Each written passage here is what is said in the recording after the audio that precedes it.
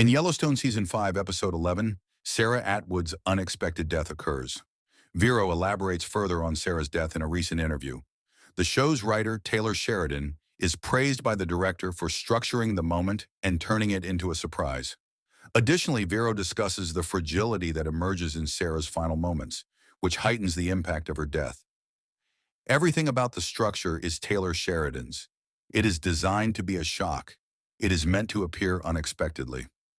I believe that the fact that you are so engrossed in the intensity of the argument that has just taken place, you fail to see it coming, is a credit to Wes Bentley and Dawn Olivier's acting prowess and the bond they have built on this show. She doesn't anticipate it, and he doesn't anticipate it, so everything was written that way. I must admit that when I read it, I gasped. There have been people on the post-production team who witnessed it and also gasped. Getting that kind of reaction from the audience is very satisfying. It means you've drawn them into a place where they are so invested in something else being the truth that when it suddenly takes them by surprise, it's exactly what we were aiming for. Working with Wes and Dawn has been a lot of fun because they complement each other so well as actors. In terms of Jay's story, it's one of my favorite aspects of the program because of their skill, nuance, and the bond they've developed since he has finally found his mate. There are many people smarter than him, and he has met someone who is not. These actors also raise the stakes for one another, which makes it even more interesting to watch the characters do the same. Dawn's choice to play with vulnerability in each take of their argument made this episode so iconic for her. Moreover, there were a million possible outcomes during the phone call, right until the very end. The difference was that she was able to choose where to layer that vulnerability and where to place it. That's one of the things that makes the shock factor so powerful. The fact that you're thinking, wait a minute, Sarah has feelings already. It shocks you. Is she sentimental?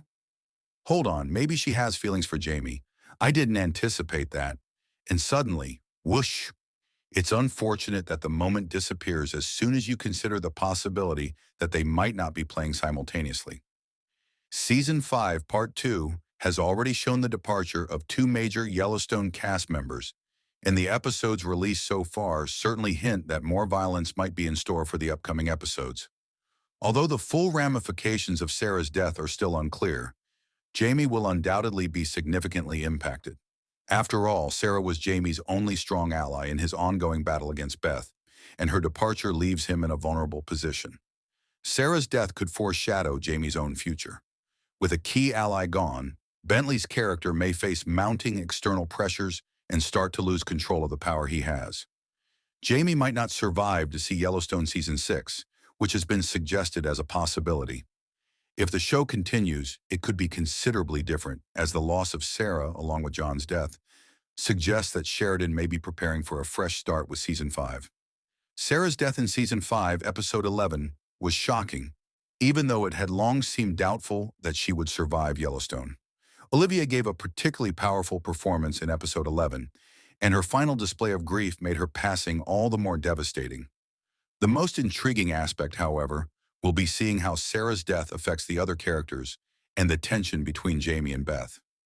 While it's still unclear how Sarah's death will impact the rest of Yellowstone Season 5, viewers can certainly expect more violence.